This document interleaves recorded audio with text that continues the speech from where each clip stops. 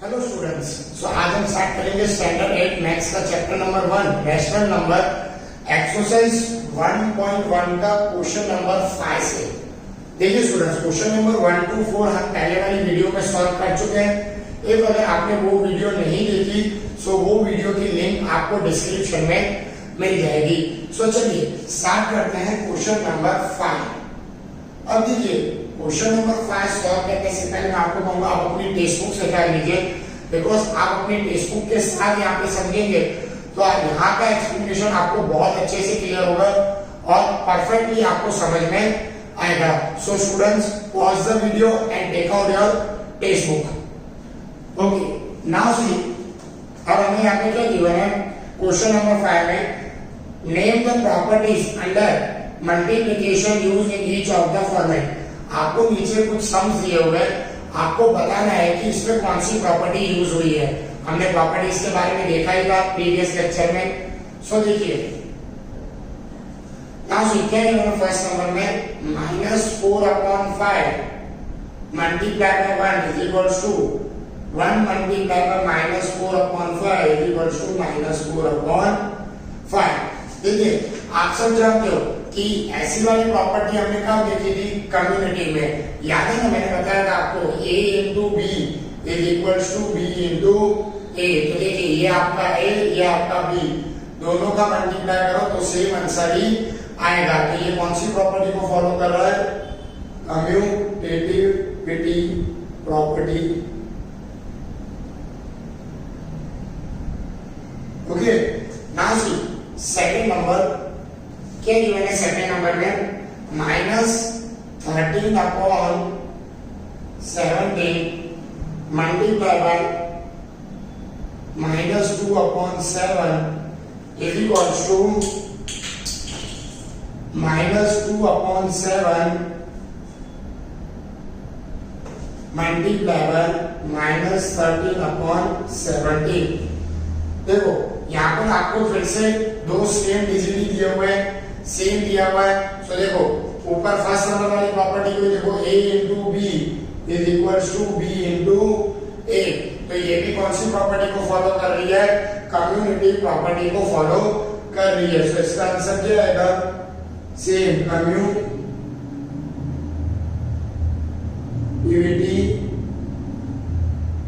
Property. Okay, now see third number. देखो third number में आपको क्या गिवन है, -19/29 multiply by 29/-19 is equals to 1।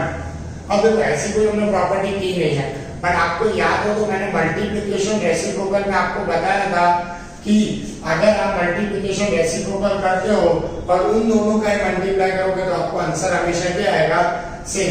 देखो 19/29 इसका मल्टीप्लिकेशन इनवर्स करेंगे तो क्या होगा, 29/19।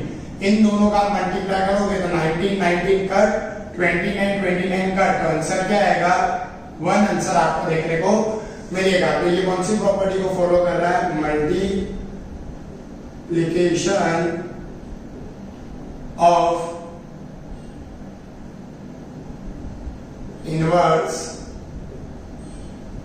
property, means multiplication of inverse property को फॉलो कर रहा है। सो क्वेश्चन 5 यहाँ पे कंप्लीट, इजी था ना। नाउ सी क्या गिवन है क्वेश्चन नंबर 6 में, multiply 6/13 by the reciprocal of -7/16। Means यहाँ पर आपको क्या करना है, क्वेश्चन 6 में 6/13 को मल्टीप्लाई करना है किससे, रेसिप्रोकल ऑफ -7/16। तो -7/16 का रेसिप्रोकल क्या होगा, -16/17। मल्टीप्लाई कीजिए 6 मल्टीप्लाई बाय 16 तो -96, 13 7 91। सो इट इज योर आंसर। जाना बिल्कुल सिंपल। सो -96/13 आपका आंसर। तो चलिए अब देखते हैं क्वेश्चन नंबर 7। क्या गिवन है क्वेश्चन नंबर 7 में, that what property allows you to compute 1/3 multiplied by 6 multiplied by 4/3। क्या गिवन है देखो आपको क्वेश्चन 7 में कि 1/3 मल्टीप्लाई ब्रैकेट 6/4/3, ठीक है। अब हमें इसको क्या करना है, s हमें इसे ऐसा दूसरा भी दिया हुआ है 1/3 मल्टीप्लाई बाय 6 मल्टीप्लाई बाय 4/3। तो ये कौन सी प्रॉपर्टी को फॉलो कर रहा है, देखो यहाँ पे 3 टर्म्स है, तो आपको पता है 3 टर्म्स के लिए कौन सी प्रॉपर्टी आती है, एसोसिएटिविटी। अब एसोसिएटिविटी को यहाँ चेक कर लेते हैं। तो मैंने आपको बताया था a multiply by b multiply by c is equals to a multiply by b into c। देखो यहाँ पर positive negative means addition subtraction division multiplication कुछ भी आ सकता है, बट तीनों टर्म को ये प्रॉपर्टी फॉलो करनी पड़ेगी। सो देखो a की जगह पे आपको 1/3, b की जगह पे 6 और c की जगह पे 4/3 दिख रहा है। पर यही सेम चीज अगर आप यहाँ रखोगे तो आपको दिख रहा है कि ये वाली प्रॉपर्टी को फॉलो कर रहा है। हमारा आंसर क्या आएगा, एसोसिएटिविटी प्रॉपर्टी। ओके, सो ये कौन सी प्रॉपर्टी को फॉलो कर रहा है, एसोसिएटिविटी प्रॉपर्टी को फॉलो कर रहा है। तो चलिए अब देखते हैं क्वेश्चन नंबर 8। अब देखिए क्वेश्चन नंबर 8 में हमें क्या गिवन है, if 8/9 the multiplicative inverse of -1 1/8 y और y1। पहले आपको क्या करना है, 8/9 का मल्टीपल इनवर्स करना है, तो वो कितना होगा 9/8। अब ये जो 9/8 आया जो आपको मिक्स फ्रैक्शन में वैल्यू गिवन है उसके सेम आएगा या नहीं, तो क्या गिवन है -1 1/8 मींस ओके मिक्स फ्रैक्शन में गिवन है। इसको सिंपल फ्रैक्शन में करते हैं 8 1 जा 8 प्लस 1 9, बट ऐसा -9 क्योंकि हमने 8 1 जा 1 किया तब क्या था -1 था, तो इसलिए -8 हुआ, प्लस 1 किया तो 9 हमें देखने को मिला। सो यहाँ क्या आ रहा है -9/8, पर यहाँ क्या था 9/8। आप देखो नंबर तो सेम है बट साइन का डिफरेंस है, सो इट इज नॉट मल्टीप्लिकेटिविटी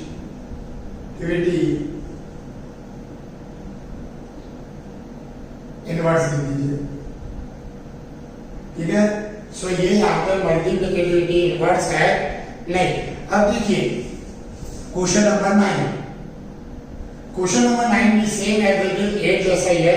क्या दिया हुआ है 0.3 द मल्टीप्लिकेटिविटी इनवर्स ऑफ 3 1/3 मींस पहले आपको 0.3 का मल्टीप्लिकेशन इनवर्स करना है।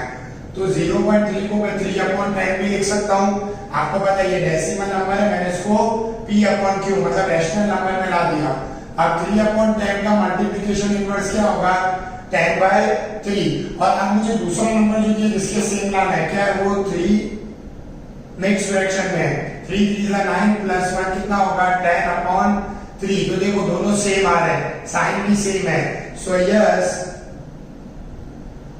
इट इज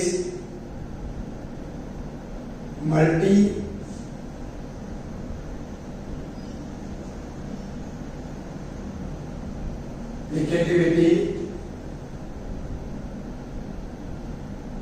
इनवर्स, ठीक है।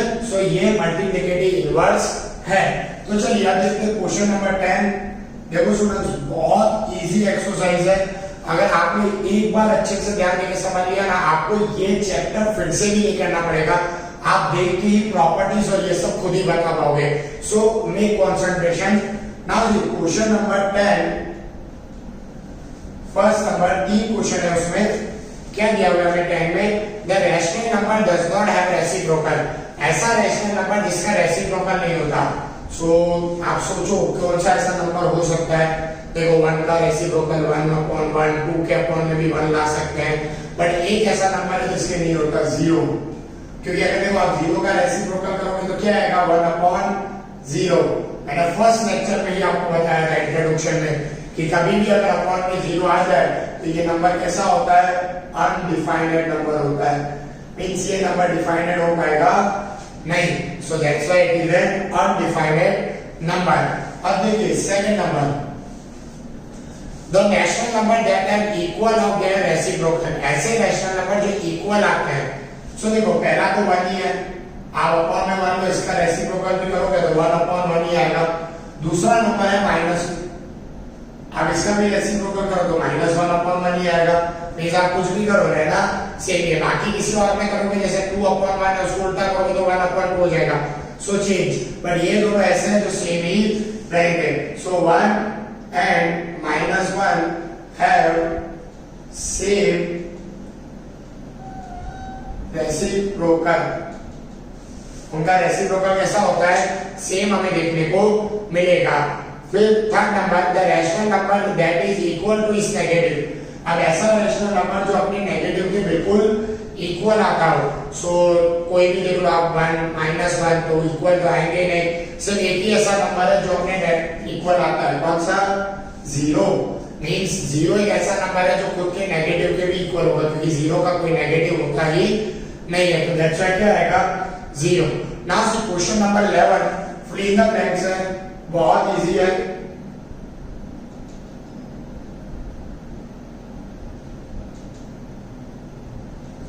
Now see fill in the blanks, क्या गिवन है फर्स्ट नंबर में, 0 हैज डैश रेसिप्रोकल। अभी हमने ऊपर क्वेश्चन नंबर 10 के फर्स्ट में डिस्कस किया कि 0 का रेसिप्रोकल ही नहीं होता है। फिर से वही, सो यहां क्या लिखेंगे हम, नो 0 का कोई रेसिप्रोकल होता नहीं है। The number dash and dash have their own reciprocal. अब ऐसे नंबर जिनका रेसिप्रोकल सेम आता है वो भी हमने क्वेश्चन 10 के सेकंड नंबर में डिस्कस किया। कौन से ऐसे दो नंबर है, 1 एंड -1। सो इनका रेसिप्रोकल सेम ही रहता है। द रेसिप्रोकल ऑफ -y, अब ये इंटरेस्टिंग है, -y का रेसिप्रोकल -1/5। मस्त इंटरेस्टिंग वाला सम, ठीक है। पता है आपको कि रेसिप्रोकल में क्या होता है।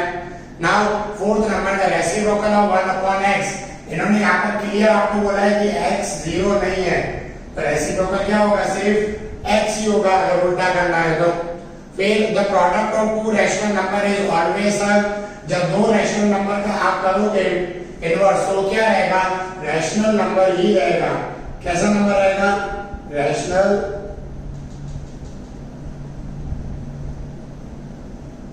नंबर।